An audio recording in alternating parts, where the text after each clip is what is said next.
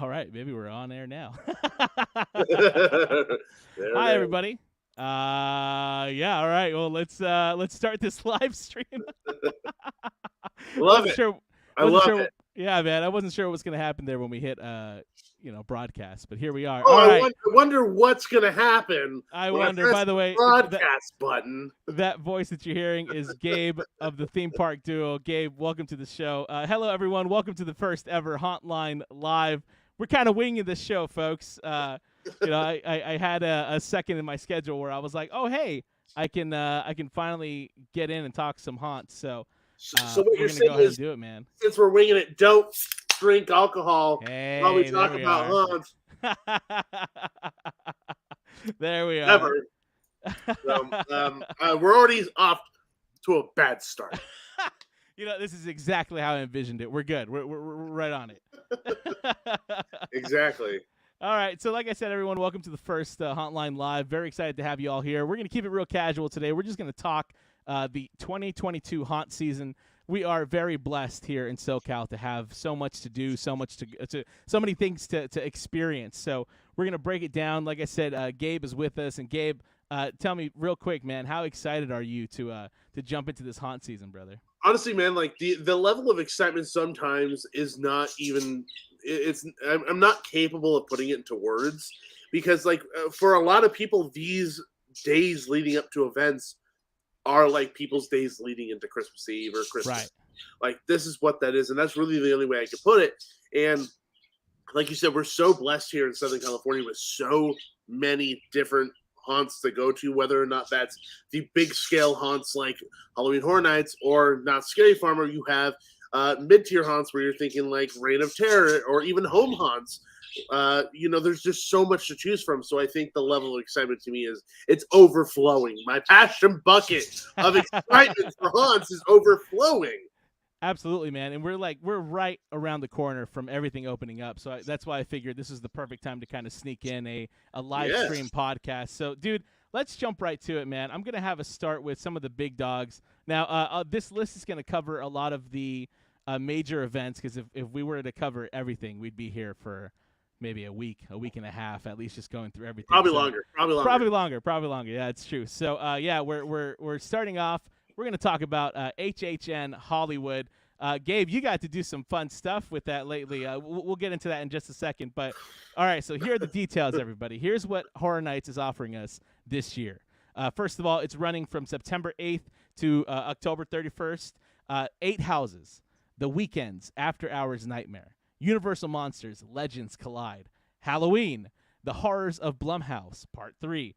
Killer Clowns from Outer Space, La Llorona, The Weeping Woman, Universal Horror Hotel, that one's a hard one, and Scarecrow, The Reaping. They're also offering us 3 scare zones, El Pueblo del Terror. Sideshow. By the way, that's the only way you can say it. You can't not say it like that. If you say it any other way, that's not the name of the scare zone. That's the only acceptable way to say it. So, El Pueblo del Terror, Sideshow Slaughterhouse, and of course our Z Zone, Clown Saws. We also have the Terror Tram, which is Hollywood Harry's Halloween, which is traditional icons of Halloween, and Jordan Peele's Nope, featuring The Tethered from Up. It's going to be an awesome album. I can't wait for that to drop. We also have Jabberwockies. We have the Death Eaters and Wizarding World for the first time ever over here on our coast. And we also have Scare Areas and Roaming Characters. That is pretty exciting. Now, Gabe, talk to us real quick about all the fun stuff that you got to do recently. You got to walk some of the houses. How was that experience? So, I mean, like, anytime we get an email from Universal saying, like, hey, do you want to come take a peek? I mean, the answer is always going to be yes. Sure. The answer is never going to be no. Tell me when, tell me where, and how long I have to be there, because you're probably going to want to get rid of me at some point. But, yeah, we were invited out. Initially, the 2 houses that we were going to be looking at were The Weekends, After Hours Nightmare, as well as Universal Monsters, Legends Collide. Nice. That ended up changing a little later down the line. So we saw Universal Monsters Collide and Blumhouse. So those were the 2 houses we got to take a tour with John Murdy himself, the creative director of Halloween Horror Nights, and really got all the details about what he wanted to accomplish, what the details in the house are, how he was telling the stories, in accordance to the beats of the film, and pretty much like every single detail you can imagine with the lights on, which, I think is a blessing, because when you're walking through these things at night and with show lighting, with music and scare actors, you ain't seeing nothing. Like, Sure. you're not going to see those things because you're too busy worried about what's coming around the next corner. So having that opportunity to appreciate those details was pretty incredible. So let's start off with Blumhouse. So Blumhouse, the entire kind of conceit to the maze, if you will, is that you're walking into a video store. You're walking into Blumhouse Video. And to John, the idea is that this is just a gate to hell, and it's only 2 movies you could rent, and it's Freaky and The Black Phone. The only 2 movies you order. He said that he wanted to do red lights coming out the doorway of the entry of the house to make it seem like it's a gateway to hell of sorts. Sure. So this house, I think, is about 80% Freaky and 20% Black Phone. Unfortunately, I know some people might be a little bit disappointed with that, but it is what it is. Yeah. But the one big thing that I think is on a lot of people's minds when it comes to Halloween Horror Nights is black walls. How many are there? Where are they? Things like that. I think between the 2 mazes, Blumhouse has the most, just simply based on the fact that they're utilizing transitionary text to delineate the days of the week as a black room with, a big graphic on the wall with a scare actor. But overall, there's a lot less black walls just from both houses in its entirety. That's great. I've been hearing that kind of consistently because other people were able to check out other houses as well, and that seems to be a very consistent thing. In fact, I'm going to go ahead and go out on a limb here and say that I feel like this year in particular is going to be a huge year for Horror Nights Hollywood. I mean, it's something different. Something feels different. Something feels different in the air. The facades are gorgeous. The concepts are all over the place. They're really doing a lot in the park, man. And we have the return of a Hollywood Harry. We've got Jordan Peele kind of giving us an awesome Terror Tram finale. That's really pretty much what it's going to be. I'm like seriously pumped about it because I think a lot of people are kind of confused. Right. Because they're like Hollywood Harry and then Nope. Like, how is that going to mix? Like, I don't understand. Why are they just throwing the tethered in there? So when we were interviewing John, he got into the details on like the concepts behind this, and apparently this was Jordan Peele's idea. Like, this was his idea. Like, hey, let's add this on to the end of the Terror Tram. So Terror Tram ends, but you still have the Nope set. So that's kind of like a cherry on top. I think the tagline or whatever it is like takes a terrifying new turn, which it quite literally is that. Sure. So John said that the whole idea and conceit to it is that at the end of Us, where you see all the tethered holy hands across America, and they're like as far as the eye can see. He said that at some point they're going to get into the desert, and at some point they're going to get to the area where this movie takes place, and we're coming upon this area right after Jean Jacket has swallowed up everybody in the Golden Lasso experience, and there are workers of the theme park still left over who weren't eaten, and the tether killed them. I love it. I love it. So essentially, what a connection, man. Yeah, I know, right? Yeah, that's awesome, man. So I think all in all, dude, what house are you most hyped to experience this year? It's going to be Universal Monsters Collide, and I think a lot of it has to do with being able to see what was placed in this house and the details. It's absolutely incredible, and that when John loves a topic, he puts so much into the house. And in this house, if you're a fan of the 90s Mummy movie with Brendan Fraser, you're going to flip your lid because there are so many props in this house from those movies. That's good to hear. Okay, spoiler alert. If you've seen the coverage of this stuff, then you know what I'm about to say. But there's one humongous room in this house that has props that are huge. It makes you feel small. It is the first time in a Halloween Horror Nights maze that I felt small. So I'm really looking forward to having that happen with everything happening at once. Scare actors, sound design, show lighting, everything. So I'm just absolutely pumped for that. And just as an original, I'm really excited to see the Universal Horror Hotel. You know, Yes. as an original idea, we don't get those quite often here at Universal Studios Hollywood. So anytime we get something, and inevitably something that is, you know, kind of tied into the history of Hollywood, which makes sense for us, I just get more excited. So, and all those BTS photos that we've seen from, you know, a lot of our friends who do coverage as well have just been fantastic. So I'm really excited. Absolutely, man. It's going to be a great year. By the way, I wanted to take a moment to shout out people in the comments here. I see everyone commenting. I love it. Keep it coming. Howling Hour, I see you. What's up, brother? Howling Hour. Exploring Attractions. Thank you for the Cheers support. to everybody in the Cheers comments. to everyone. Bobo Sam, Chico. Tawny B. I see you guys Bobo in there. Chico. Thank you so much. Hello from San Diego. Hello from Orange County. I love it. But yeah, man. So honestly, super exciting year for us here in Hollywood, and Very. I'm also very excited to go out to Orlando to check it out. Dude. Yeah. There's just so many videos, so many photos, so much everything. It's getting me pumped. I just can't wait. Like, Yeah. oh my God, dude. Oh my God. Absolutely. Now let's move on. We're going to talk Not Scary Farm next. In its 49th season, we're getting pretty damn close to the 50th anniversary of Not Scary Farm. That's very exciting. It's creeping yeah, up. it's just creeping up ever so slowly. So Knott's actually has a lot to offer us this year as well. Their run goes from September 22nd to Halloween. There's 9 mazes, because they're mazes over there. Mazes. We've got it's so confusing. I don't like the confusion. We've got Bloodline, 1842, a new maze this year. We have the Grimoire, also another new maze for this year. Dark Entities returning. Dark Ride, Castle of Chaos, in its final year. What the hell? We'll talk about that in a second. There's also Mesmer, Sideshow of the Mind, Origins, The Curse of Calico, Pumpkin Eater, also in its final year, which we'll talk. The Depths and Waxworks. And then, of course, we have 5 scare zones, Ghost Town Streets, The Legend, The Hollow, which is in its final year, Forsaken Lake, Carn Evil, and the Goring 20s making a goring return.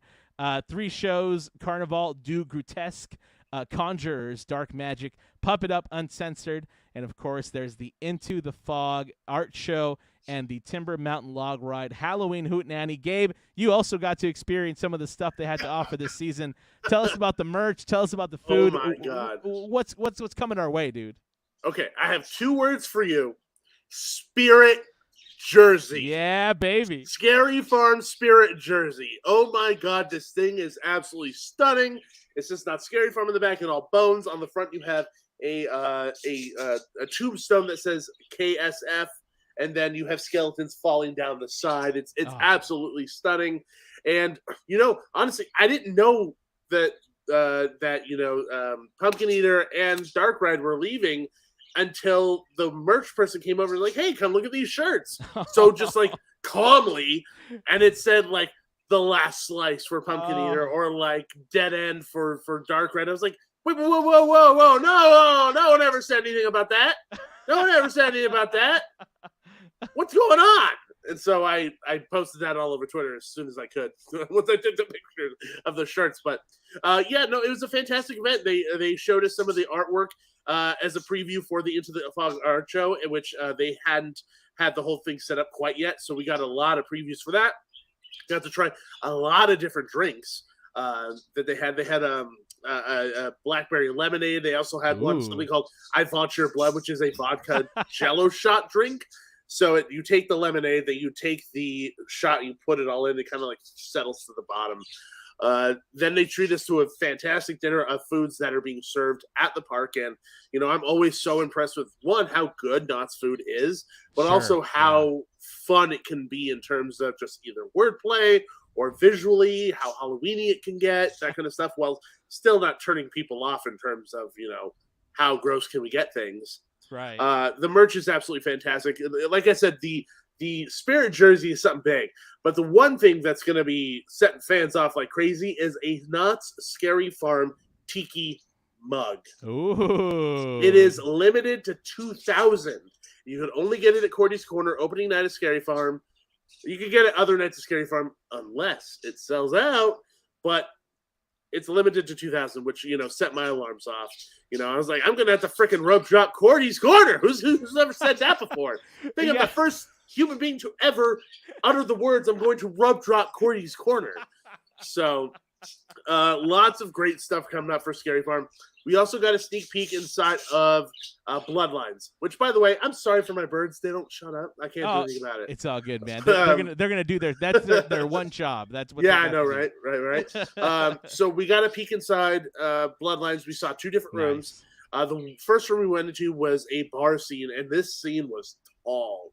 Like, it was actually a vertically large room, and I was very impressed by that. They were absolute jerks and scared the living crap out of me while I was interviewing executive producer Eric Nix. They had like a cue for some monster to come in, and he scared the living crap out of me as I was interviewing him. My insides turned upside down. I also talked to designers Christo and John Aspirin about the designing of this brand new house, or this new maze. See, you get it mixed up all the time. This brand new maze. So just very, very exciting stuff. Knott's always tends to knock it out of the park with the new mazes, especially with how much love and care they're putting into them these days. It's the quality, not the quantity aspect that, Knott's used to be like. So it's very exciting to see this stuff come in. And before I let you go, we talked about the End of the Fog art show. And I don't know if anybody is aware, but I have pieces in the Into the Fog art show. So the first year of the Into the Fog art show, I did a tarot card with death on it. So Ghost Town Street's Death. Year 2, I did the Bride. So this was last year's. Yeah. This year, it's Billy and Lucy. Oh, nice. Billy and Lucy are on the tarot card. Hell yeah. You $6 in the Into the Fog art show. So I have them all there.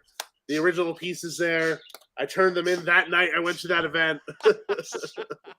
So they're there. Go check them out. Go check them out. Congrats, man. Such awesome pieces, man. I have a card waiting for you. Oh. Just find me and I have one for you. Okay, sounds good. I'm going to be spending definitely a lot of time at Knott's this season for sure, so I'll be there. But yeah, man, real quick, I wanted to bring up rest in peace, Dark Ride. Right? It kind of hurts a little. Yeah, man. That's a huge surprise to me because it feels like we've only had it for such a short amount of time, and for them to already be getting rid of it, man. Like 4 years at this point? It's a short run. That's kind of the lifespan of a maze at Knott's, unless you have a heavy hitter like Paranormal Inc. Like, Paranormal Inc. was an outlier. The only other maze that I can think of that had an equally as long run was Uncle Willie's Slaughterhouse. And even that got, revamped a few times in its run. Sure. Yeah, so, and to me, Dark Ride is, pretty much right up there with Paranormal Inc. Like, it's such a great experience. So, again, it's weird for me to be like, oh, my God, it's going away already. But, however, by the way, for those of you who are fans of Paranormal Inc., the maze is still alive. Let me break it to you. It's not dead. It's still alive. It's not dead. It's still kicking around. It's over on the East Coast. And Carowinds, I believe, is where it's at. Yes. But, yeah, they're basically rebuilding it as much as they can, given the space that they're in. So I may have to make a trip out there. But, who knows? Just to relive it? Absolutely. That's the nice thing about Cedar Fair, or about Knott's Scary Farm being part of Cedar Fair, is it's a lot of our mazes kind of find second lives in other parks. So I really hope this happens with Dark Ride, because I love Dark Ride. Well, I feel like Dark Ride was so popular that it would be shocking to me that it wouldn't go somewhere else. Right. If anything, them taking it and then adjusting it in some way, just like Black Magic was sold to, I think, was it Great America? It was Great America. It was Great America, and then they made it a wax museum maze. Right. So, stuff like that happens all the time, so I wouldn't be shocked if it does get sent somewhere.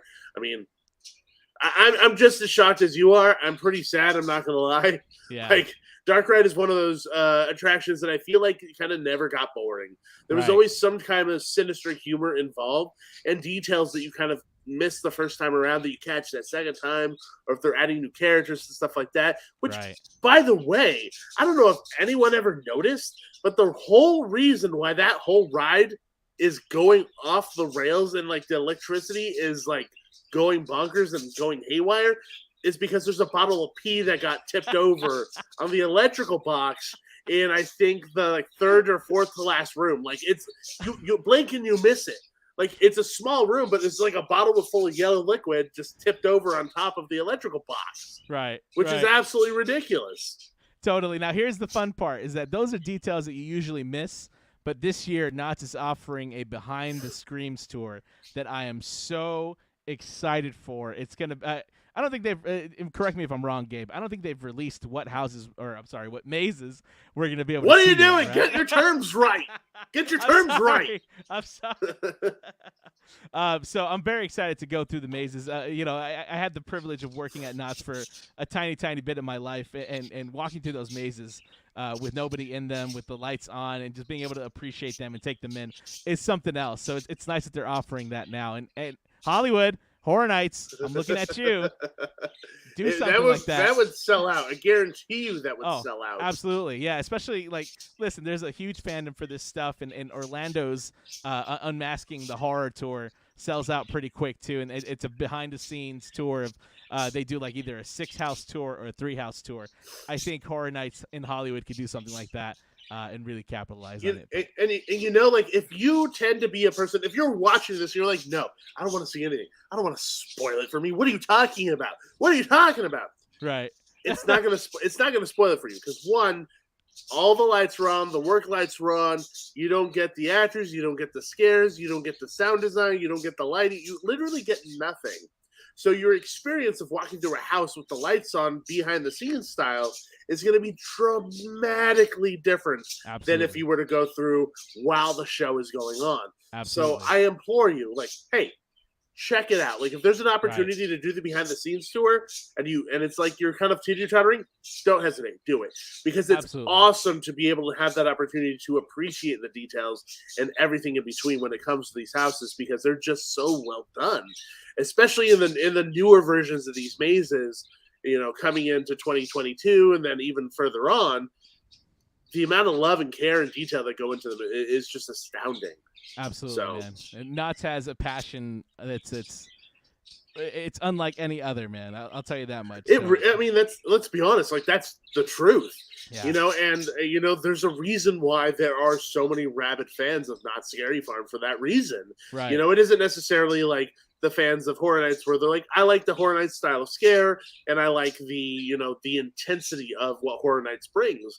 I feel like the Scary Farm fans like Scary Farm for one, originality, what they're capable of doing with a smaller budget, the originality, just all of the above, the tone, you're able to balance these different tones of Ghost Town where you have unbelievably scary atmosphere with Carnival, which is funny, and then the Hollows, which kind of rides the line, which incorporates show moments. They're capable of bouncing around and doing so many different things, and I think that's what makes Scary Farm so strong.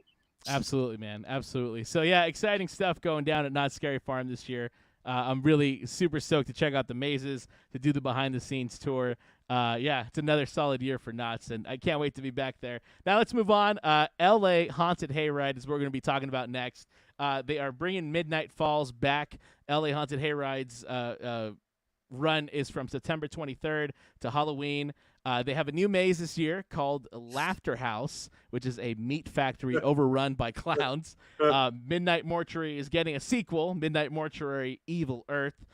Trick or Treat is coming back with some new surprises. The Town Square is coming back, and also the Hayride itself is coming back. Now, let me tell you, man, I think there was a vast improvement last season in the both the quality and the length of the Hayride itself, which is phenomenal. Because you're going to LA Haunted Hayride.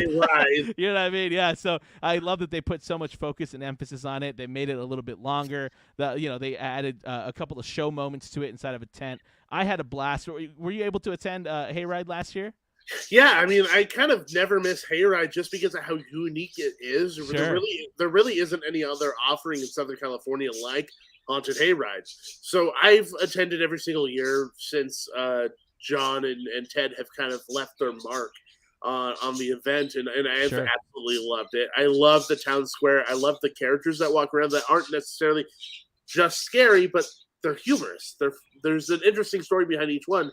And, I think last year's Hayride, because of its location and the way that they kind of did the layout, I think my opinion differs just a little bit from yours. and I think I put that in my review. But overall, I think what they're doing with Hayride is steps above what they were doing in the past. Absolutely. So even if there may be things that, I wasn't necessarily a fan of compared to the prior year, I still think that the event as a whole is worth a ticket because of the value that is in the entirety of the event, not just the Hayride. Because let's be 100% honest here. We're jaded. I'm jaded. I've been to so many haunts. Sometimes I don't get scared. Sometimes I'm just like waiting for something to happen. I'm jaded. So these opinions come from a jaded haunt goer. And I know everyone in watching this thing who have been to haunts as long as I have, you know how I feel. So that's just coming from a jaded haunt goer's perspective. But if you're coming from a perspective of somebody that just enjoys themed entertainment, Hayride is awesome. It's incredible. Absolutely. It's incredible. Yeah, totally, man. So I'm excited to see what they have to bring to the table this year. I honestly, I'm going to be a little controversial here and say that. Here we go. I'd love to see. I know it's been at Griffith Park for so long. I know it's kind of part of the whole appeal, but man, I would love to see Hayride go somewhere else, maybe. With terrain that's a little easier to get to. Yeah, exactly. Yeah. Well, last year they had to move it. They had to move it to pretty much the other side of Griffith Park when it was over by the Dead Zoo.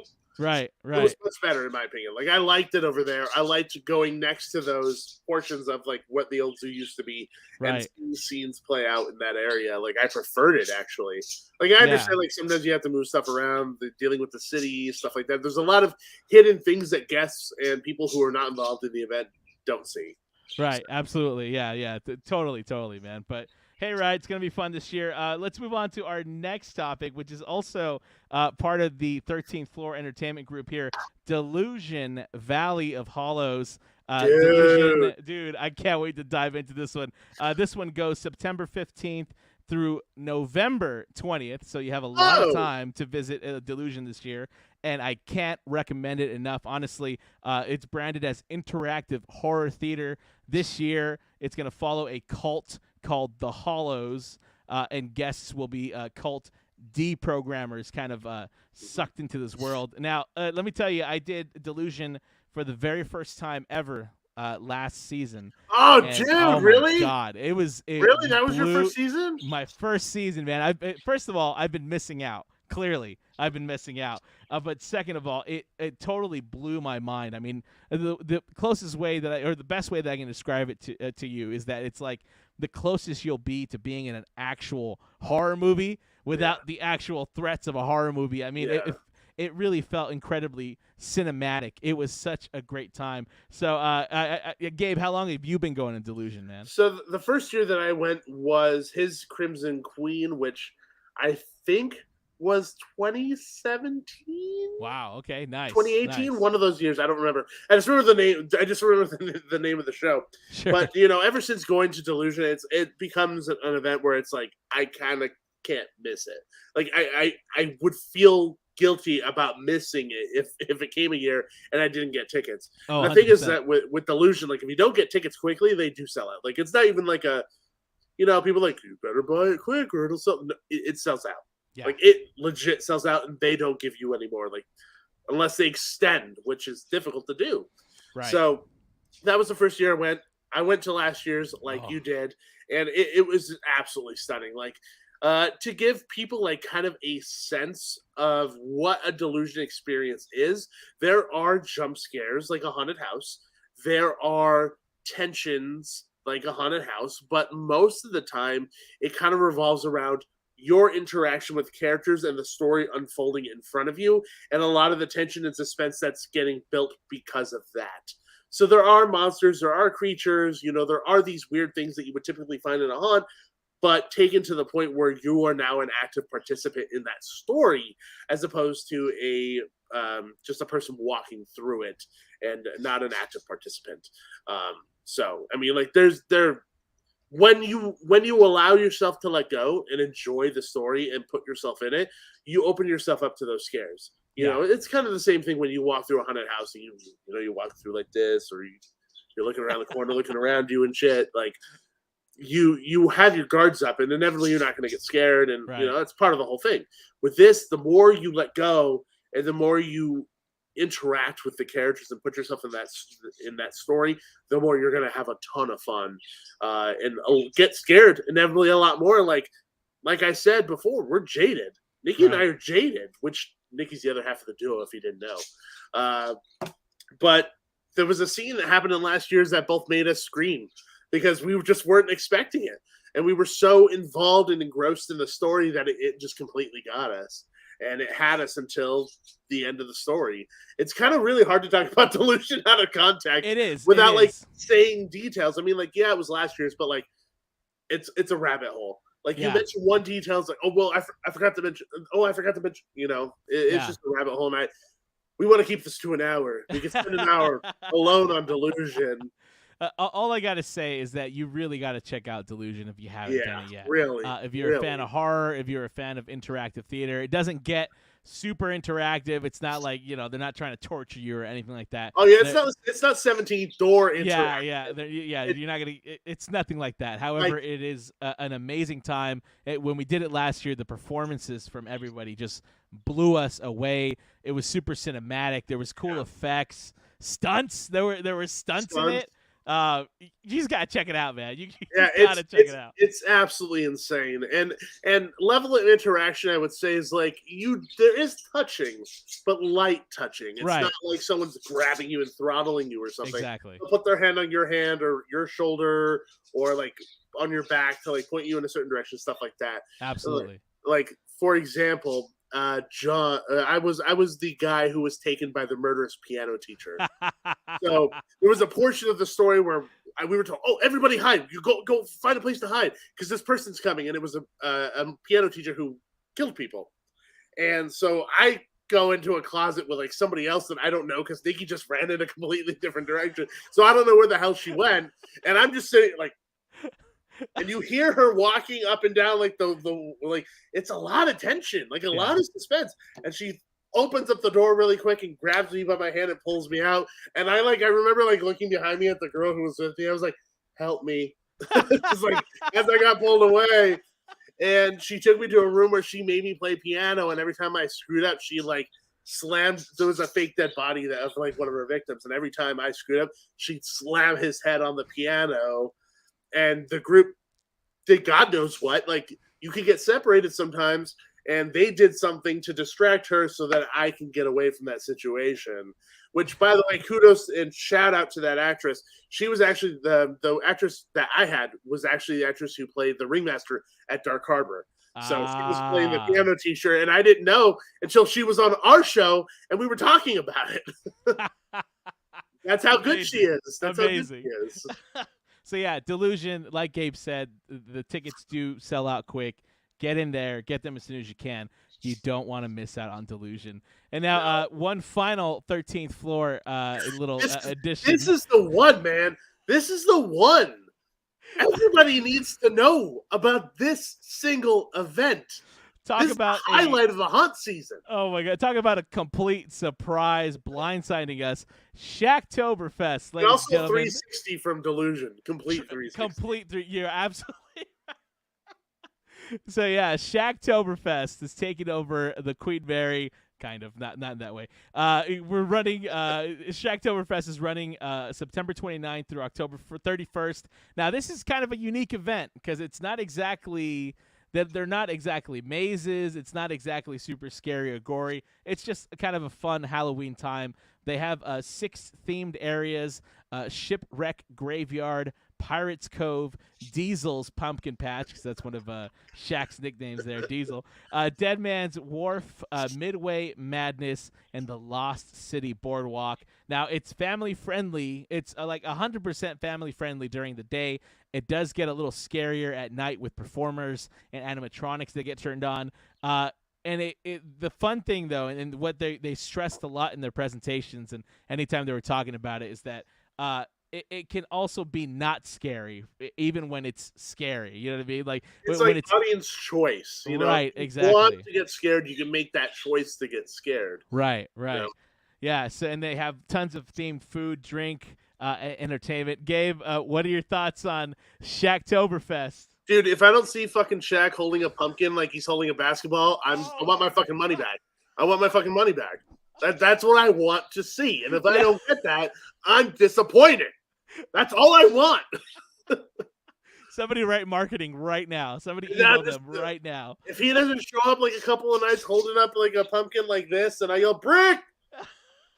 Oh my God, if it lights up too, like. Yeah. Oh my God!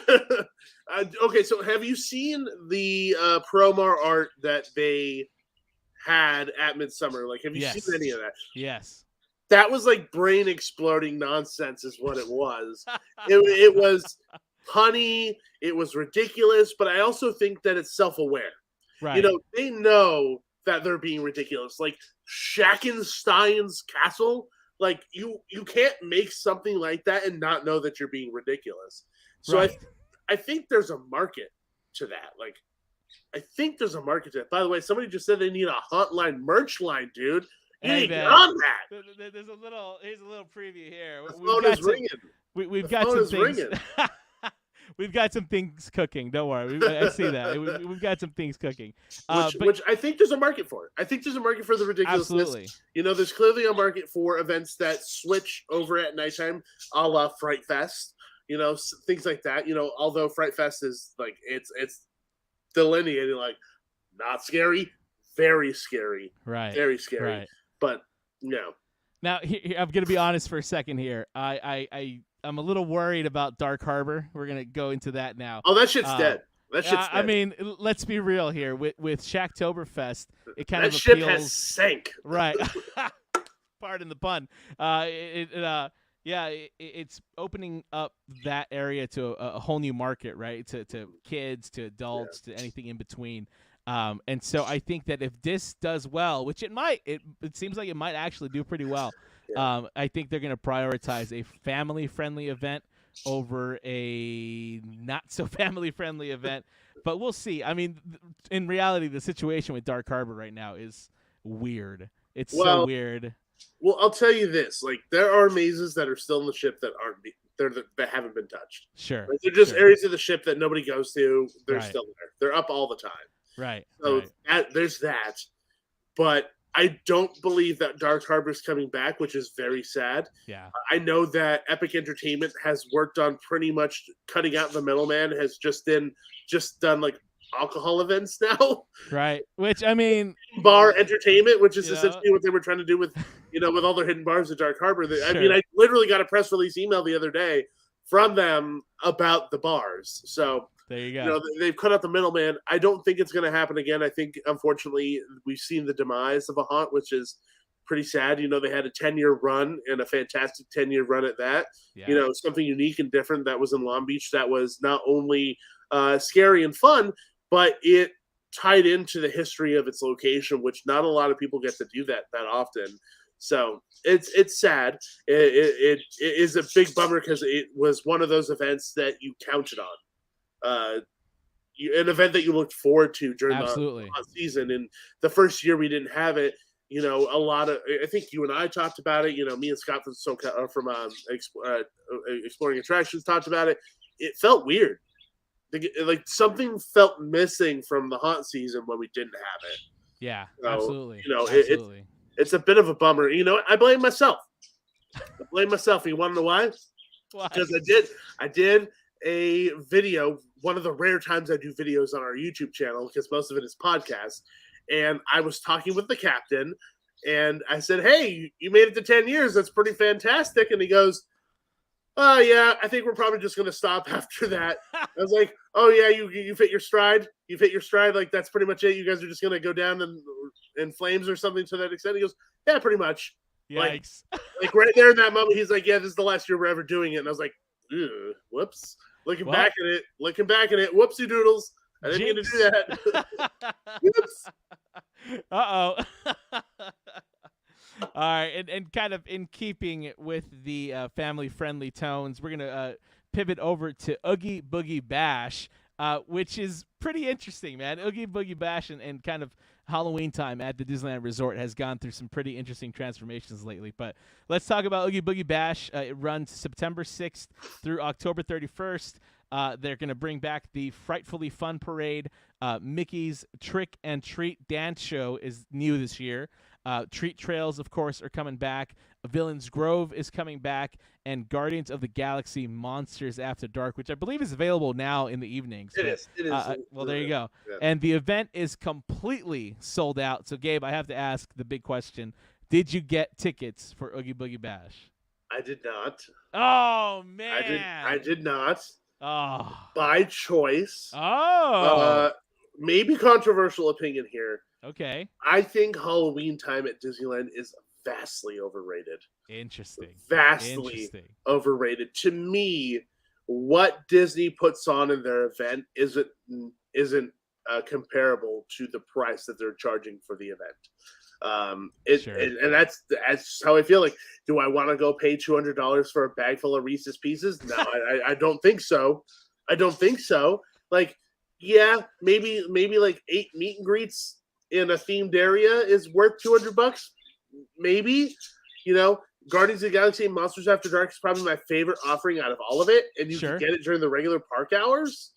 We don't have, what was the Ghost Galaxies anymore? We don't have that.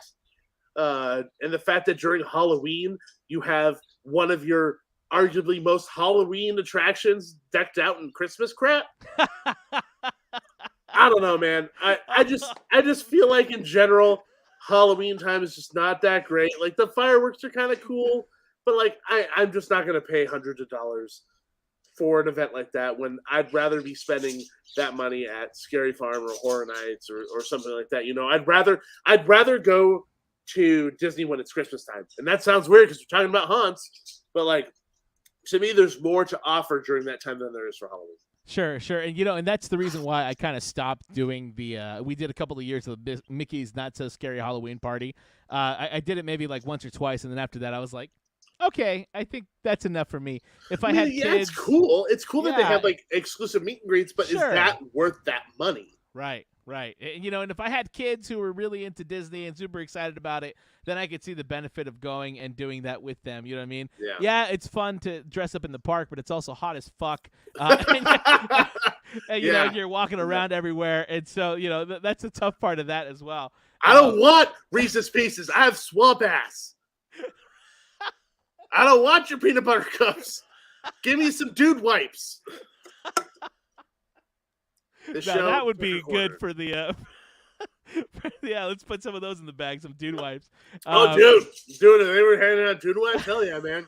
You got my money. Now, I will say this year I did buy tickets for it, and I was actually surprised at how easy I got them. I got them like not day of, because day of people were queuing up for like hours just trying to get those damn tickets. I got them like the next day. And I'm pretty excited to see it, but I'm also at the point of myself where I'm like, all right, let's see how it does this year. You're hesitantly optimistic. Absolutely. Now, I think there is, and I'm actually going to make a video on this at some point, and I've said it before. I think, in fact, we did a video with Scott from Exploring Attractions about this a long time ago. What would it look like if Disney had mazes? Oh, dude, we did an episode on that too, man. We came up with like full concepts and everything. Right. And I think it would be really cool. In fact, California Adventure has 2 sound stages that are just kind of chilling there for the most part. One of them is right now the Avengers merchandise store. I forgot what they call it, but and then there's another soundstage over there. They kind of used to use both spots when it was Electronica, and they've used spots there before. I think that would be pretty awesome, man. There's a lot of opportunity and a lot of properties that they could be using for something really, really interesting. Right. I'd love to see them reach into their catalog of stuff to create things that aren't necessarily the obvious, house or maze ideas for Disney. If they ever, we're talking about it like it's going to happen. If they were ever to do it, I would hope that they were reaching their catalog of things that are scary, that aren't the typical things that you would expect them to do. Like, okay, we're Evil Forest with the witch from Snow White. Okay, yeah, we're going to walk through that. No. Give me a Mr. Boogedy maze, dude. Mr. Boogedy. Right. Who knows? Absolutely. Who remembers Mr. Boogedy? Anybody remember Mr. Boogedy from the 80s? It was literally a haunted house Sunday movie. It was a Sunday movie about a haunted house, and the dude who haunts it was a pilgrim who sold his soul to the devil for a magic cloak, and he tried to like make some lady fall in love with him, and he blew them all up, so he became a ghost. Oh, they just don't make them like they used to, man. Nothing like a good old Disney Sunday movie where somebody sells his soul to the devil. Orland Dave has a very good point here in the comments. Disney has had mazes overseas in the past that weren't family friendly either, and that when I learned about that, Mad Hatter cut some dude's head off. Yeah, he cut some dude's head off, and there was like blood splatter, and Pinocchio was like all like. If I'm not mistaken, that was Tokyo Disney. I think it was Tokyo. I'm pretty sure it was Tokyo Disney. They have some freedoms over there that we don't in terms of Disney and their umbrella. But I feel like Disney, I think there's a good opportunity here. They're ripe for this. Exactly. Absolutely. So, I know you said we're speaking like it may happen. Who knows?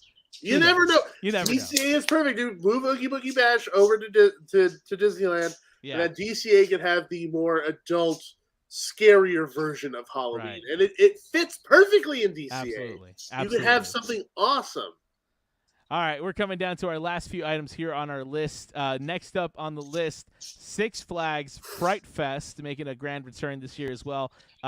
September 10th through Halloween, they've got 6 mazes. Truth or Dare, which is a new one, replacing Red's Revenge.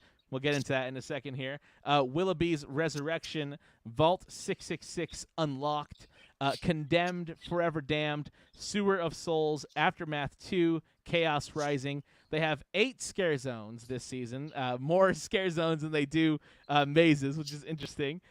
Devil's Triangle, which is new this year. Carnival. They literally just trying to stay away from saying Carnival. Yeah. That's the only reason why they're doing that. I'm sorry. To stay away from Carnival. Right.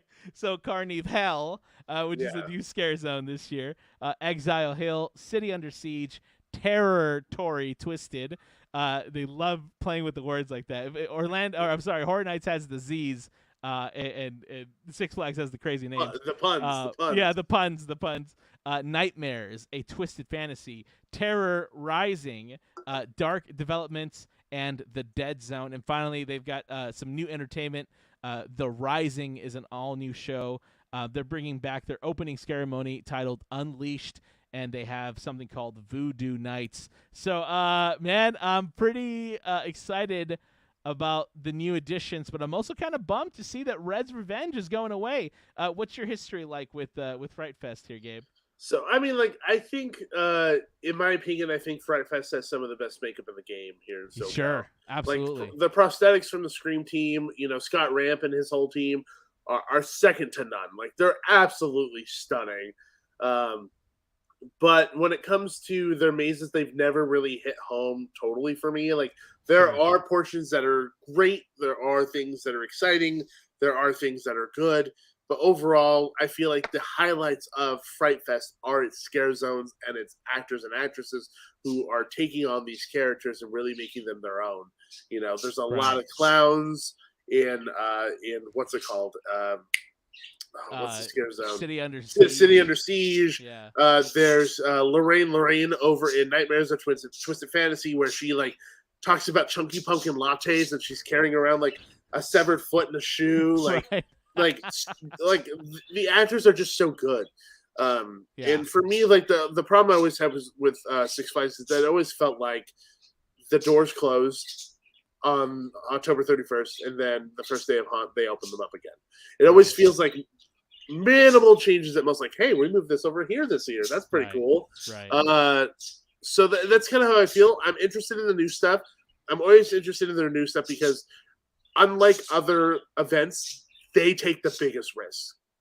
I really feel that way. So, Truth or Dare, that's a really hard concept to put into a maze. So I'm really interested to see how they execute that, especially in the footprint of Red's Revenge. Absolutely, and to your point, let's bring up Vault 666 as an example. Can it just be locked up and just not open it again until something new's in there? That's what I would love.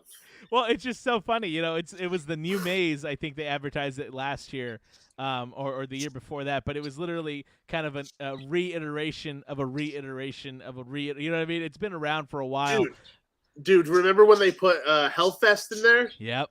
I was furious. Yeah, that's what it was. They advertised Hellfest as a new maze, and it's like, furious. Nothing was changed. Like, they had some stuff, but, like, not enough to be like, it's the Hellfest maze. Right. It would be like going into Dark Ride and, like, changing the final room and calling it, like, something completely different. Yeah, exactly. You know what I mean? Like, so that's a very interesting challenge they have for themselves this year with Red's Revenge getting maybe demolished, right? Is that they may have to start something from scratch. And I mean, let me tell you, the quality of mazes at Six Flags has really gone up in the last few years. The quality of makeup, the quality of costuming, all that. It's definitely gone up. I mean, I used to go there in high school, and they had, like, chain link fences that they were called, like, prisons or whatever. You know what I mean? Wasn't that in the queue for Tidal Wave? Yeah. Like, stuff like that, like where it was like chain link fence and like ghillie suit strobing lights randomly exactly. places. Yeah, Dude, do you remember the Chupacabra maze? Like, that was bad. Yes, because it was all ghillie suits. That's all it was, man. Yeah. So they've definitely come a far way, or a long way, I should say. They have. So yeah, I'm definitely excited to see what they're gonna do with this new spot. And Red's Revenge was definitely one of my favorites. Definitely one of my faves that they had. So they had some fun scenes in there that were different than anything they've had before. Absolutely. So with each, like you said, with each iteration of different mazes, they take it up a notch. Yeah. So I'm very, very excited to see the rest of these. Actually, I didn't go media night last year. I just went on a random night. I remember because I went right after Scary Farm. Oh, man. I went right after Scary Farm, and because I was there, I just walked into a maze and some person lost their fucking mind because they're like, "Oh, you didn't pay for a maze. You didn't pay for the maze." I'm like, "What? Oh yeah, you have to pay for mazes here. What?" And let me tell you, that's one thing that I hope that they kind of change is their pricing structure, because Six Flags Fright Fest is great for those that love roller coasters. I used to love roller coasters a lot, and in fact, I'm a little coaster challenged just because of my proportions. Are you the shoulder issue? Shoulder, everything, legs, shoulder, chest, chest for me, man. Shoulder, chest, legs. I get so cramped in these ride vehicles, so it's no longer a draw for me. So the idea of paying upwards of $120 for a haunt for an evening when it's mazes that have been recycled over and over again, it's rough for me. It's really I would absolutely pay $50 to go just for the mazes and the shows. That would be fine for me, but paying like $120 for that. No. So like I get the appeal to it. I think that the sooner that Fright Fest can move from that form to a separately ticketed event to bring in more money, the better the offerings are going to be. Because I think that's kind of where we're at. Is we're stuck between a wall and a hard place where people enjoy the opportunity to go on the roller coasters, enjoy the scare zones, but not have to go in the mazes. Right. But you have to bring in that money in order to continually put it back into the event, which I feel like sometimes doesn't always happen. Yeah, you'll be roller coaster challenged. That's funny. I feel your pain, brother. I feel your pain. But yeah, so although interesting offerings this year from Six Flags, I'm pretty excited to see it. So now we're moving on to our final two notches in here on our episode, which once again, for all of you who have joined us live and have been commenting and have been sticking around, thank you so much for hanging out with us, man. It's been a real blast. Yes. And for those of you who are going to watch the rewatch, thank you for doing that as well. I hope we had a good time talking haunts. Howl O Scream, San Diego, the new kids on the block coming back for their second season, September 16th through Halloween. They have 5 houses this year. They're called houses over there, so better watch it. We have Circus of the Damned, which is all new. Area 64, Alien Outbreak, which is also new. Nightmare Experiment is returning. Deathwater Bayou is returning. Simon's Slaughterhouse is returning. There's also 2 brand new Scarias, which, again, is something that even Horror Nights Hollywood is trying out. The idea of not exactly a scare zone, a Scaria. They have 2 of them, Carnival of Chaos and also Vampire Underground. And they have 6 scare zones for us this year. Clown Gauntlet, which is new. Sea of Souls, which is new. Deadly Toys, which was a lot of fun last year. Graveyard, La Llorona, terrifying. Just picture a whole midway full of La Lloronas. That's what that was. And then the hauntings, and they have a new show called Darkness Falls. Gabe, were you able to make it out to Howl O Scream at all last season? So I have a very weird relationship with SeaWorld. Sure. Ever since I dropped a review during the pandemic, I seem to not get emails anymore. Oh, interesting. Okay. But I did not get to attend. I was very fascinated because, it isn't often that we get first-year big haunts like this. And I was interested in everyone's opinions, and I am very curious to go this year. It's just hard, all the way down to San Diego. It's not like you can just drive back at the end of the night, which makes it a bit difficult. So I'm interested. Sure. I will say I was actually very pleasantly surprised by the event last season.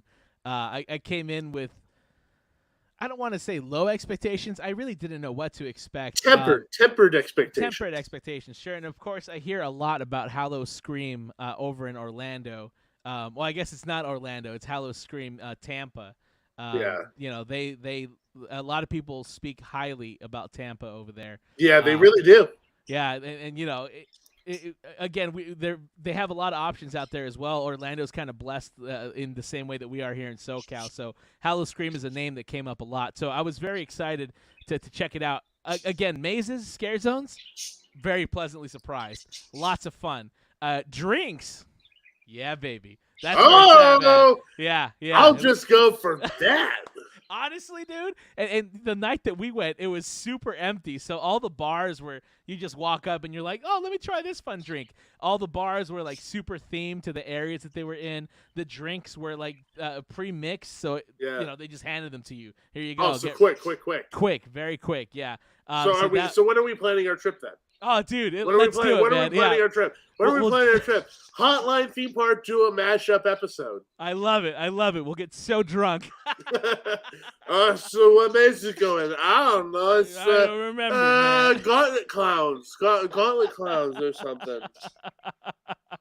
So, yeah, honestly, super pleasantly surprised. I think if you can go out to Howl O Scream and make it out there, I know it's quite a drive for a lot of us, but it's a lot of fun. I think it's worth a visit, and I'm excited to see what they bring to the table this year. And it was kind of cool to get in on its inaugural year. And I bought a shirt because I was like, all right, I got to make sure. History here. This is history, people. Yeah, in 40, 50 years, I was there at Howl O Scream's opening night. They'll be like, okay, Grandpa. Yeah, exactly. Grandpa. All right, let's go to bed, Grandpa. Yeah, exactly. Howl O Scream San Diego. They had a gauntlet of clowns. Some lady tried to drown her kids. Okay. Okay, here's your medicine. Here's your medicine. And finally, to close out the night, our last topic for tonight, Reign of Terror in Thousand Oaks. Dude, I absolutely love Reign of Terror. This season, they're going from the 24th of September to the 5th of November. So for any of you people working haunts out there, you do have a chance to go check out Reign of Terror. They have an all-new layout this year. They, every year they try and make some changes to the layout. Exactly.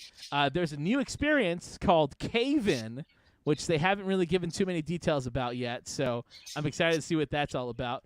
They also have a lights-on experience where you get to walk through the house with all the lights on and all the show elements, I think, on as well. And then they have a light-out experience where you and your party only get a glow stick, and literally all of the lights are off. The audio is on. The effects are on. Terrifying. I'm all for it. I think Reign of Terror is one of those hidden gems here in Southern California. I know a lot of people from, out of state don't know what Reign of Terror is. I was talking to Kenny Kenny, what podcast is he from? Groom Grinning Hosts. Sure. To Kenny from Groom Grinning Hosts, and he might be coming out, and I was like, dude, I'm going to take you to Reign of Terror, and he doesn't know what it is.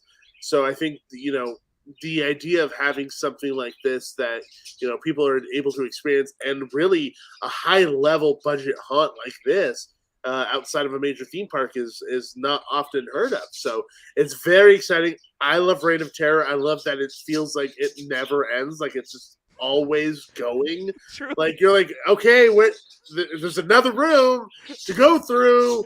I went through 100 already. Where's the end of this thing? And by the end, you're just like sweating. You're like, I went on a trek. Eventually, you're just like, oh, I guess this is my life now. I guess I'm just living in this maze. I live here now. Yeah, exactly. Reign of Terror is fantastic. If you're watching this and you've never been to Reign of Terror in Thousand Oaks, like, make some time. It's absolutely fantastic. Yeah, and it's another one that's a little bit of a drive, right? To get out to Thousand Oaks, especially for Not a lot for of us. me. It's a little closer for you. Yes, we know. It's in my backyard. If you're driving out from Orange County like me, Yes, it's going to take you about an hour and a half just to get out there. That's with no traffic. Yeah. But it's absolutely worth it. It's different themes all in one continual route. So from start to finish, you go through different areas, different themes. It really does feel eternal. It probably takes you anywhere between 20 to 30 minutes to get through the haunt. Yeah, it's really long. The set design is incredible. The lighting is incredible. The sound design, everything. Like, it really is a fun experience. And, man, they'll pop out at you from places that I never even thought. I mean, I think it was last season or one of the last times they did like a halfway to Halloween thing. They had a raccoon, an animatronic raccoon scare that got me so good. It's just stuff that you never think about, right? Raccoonie. Exactly. Yeah, like when I went last time, there was this bratty kid in front of us acting like a little D-bag, and some guy literally came out of the ceiling and scared the living shit out of him. Nice. And it was the best thing ever because I saw the dude because he had like a fake arm on. Oh. And like I saw the claw kind of like moving around on the edge of the lip of like the scare. So I knew it was coming. So I was just waiting for this kid to freaking get it. And man, he got it because he fell down. Like he fell down, started crying. It was great. Of course. It was the best. I love it. So yeah, Reign of Terror, definitely something that you want to go out there and do. I highly recommend it. Gabe, sounds like you had a great time every time you went there. Oh yeah, fantastic. Love it. Highly recommend. Absolutely. And I want to close out by giving a shout out to two people from here because again, we kind of talked about a lot of major haunts that are here in SoCal, but there are a lot of other awesome haunts, even home haunts. I want to shout out to the Haunt List real quick. They do a great job of kind of getting together all of these yard displays, all of these smaller haunts that perhaps wouldn't get the exposure that others do. Check out the Haunt List. They're online. They're on Instagram. You also want to check out SoCal Halloween 909. Their account is fucking awesome as well. They are on it, from little pop-up horror events to shops to full-on big production horror events. They're on top of it. So you want to give both of those a follow just to be sure and stay up to date with all the other stuff that like I can't even cover. Gabe, we've got a lot on our plate already. Yeah, so these guys do an awesome job of doing all this. So, but Gabe, talk to me, man, before I let you go. What is the one thing that you're looking forward to the most for Haunt 2020? An awesome season ahead of us, man. That's a lofty question, my friend. Because the thing is that like with the haunt season, it isn't necessarily one thing. Sure. It is a multitude of things that kind of build out the haunt season and what make it special, makes it unique, and gets you excited. Yeah, it's the scares. Yeah, it's the haunted houses of the mazes. Yeah, it's the shows, the foods, the drinks. There are so many aspects to it. But I think if I were to kind of sum it up, I think a big part of the reason why this season is so special is because you are surrounded by so many like-minded people and the people that love these events and these style of events as much, if not more, than you do. And going to these events, knowing that even if you go alone, you're going to see somebody you know. And it's constant hugs all around, giving people hugs. Hey, how you doing? Constantly. That's my favorite part. That's what I'm excited about. Because sometimes you just don't see everybody during the middle of the year. Everyone's busy. People are going through their daily lives. But this is that one time of year that people make time to go get scared and have fun and be surrounded by the people they enjoy spending time with. Oh, so. Beautifully said. Beautifully said. Absolutely. All right. I'm going to cry now. But it's so true, man. Like this little community that we're in, I'm always super blessed to like. I feel super blessed to be a part of it because you meet so many fun people, and it's so great going to all these haunts and just bumping into somebody like, oh, hey, what's up, man? Yeah. It's the greatest feeling, and to be like, oh, what did you think of this? What did you think of that? Just geek out together. So absolutely, brother. Gabe, thank you so much for your time today, brother. I really thank you for having me on, man. I had an absolute blast. Thanks for gracing us on our first live stream. Disgracing, more like it. Now, Gabe, what's first of all, tell us where we can find you, and then also tell us what you got coming up for us. I know it's gonna be a very busy season for the Theme Park Duo. So I am from the Theme Park Duo. It's me and my wife. We run a themed entertainment podcast where we talk about all the fun themed entertainment things you can think about, whether or not that's Disney, haunts, conventions, that kind of stuff. We have interviews with Disney legends, different people from around the community, stuff like that. So that is kind of what we do. It's an absolute blast. So definitely tune in. You just have to search Theme Park Duo, whatever podcatcher or podcast app you use. We're literally everywhere. So have fun tuning into that stuff, because we actually have an episode coming up on Monday where we have interviews with Not Scary Farm people and getting a small behind the scenes of the new things that are coming to Scary Farm in terms of mazes. So tune in for that. But in terms of our calendar, we have Scary Farm, Fright Fest, Halloween Horror Nights Hollywood, Halloween Horror Nights Orlando, like so much stuff. And I was just telling Nikki the other day, I was like, we got to bring our microphone with us through like all these mazes so we can get our reactions on there, and then also have like in park audio of us talking about instant reactions, how we feel about these experiences. Because I know Nikki's not super pumped about going to the Bugs Eating Alive maze in Orlando. Oh man! And I was like, I gotta strap a lav mic to you. I have to. It's like when I took my sister to Horror Nights last year, and I did a first timer's opinion on Horror Nights Hollywood, and I put a lav mic on her going through freaking Exorcist, because we're a Mexican Catholic family. The Exorcist wrecked her. It wrecked her. She started praying in the middle of the maze, dude. Like, it was fantastic. So we have a lot of fun stuff coming up on the docket for us in terms of podcasts and reviews of all your favorite major theme parks. So stay tuned for all that fun stuff. Amazing. And dude, you and Nikki do such great work. So thank you for all that you guys do. Well, thank you. I look forward to your coverage. And in fact, some of my favorite episodes were definitely ones where you, like, I remember distinctly one where you were in Fog Alley just hanging out, chatting. You could hear the scraping of the sliders. You could hear the fog machines going off. It's the environmental thing. It's the environmental stuff. So if we could get that in there and encapsulate it in an episode to make people feel like they were there, or they get some sense of what it's like, then that's fantastic. Yeah, I actually think a monster came up to us while we were talking. I think we were talking, and she kept like grunting in the background or some shit. Like, something happened. I remember what we were talking about though. Well, Gabe, thank you once again. And to everyone that caught us live, once again, thank you so much for tuning in. Everyone that's going to catch us on the rebroadcast, thank you so much as well. Lots of great things happening for us this haunt season. I can't wait to see it. Gabe, once again, thank you for joining us. And, everyone, we'll see you guys in the fog. It's just around the corner.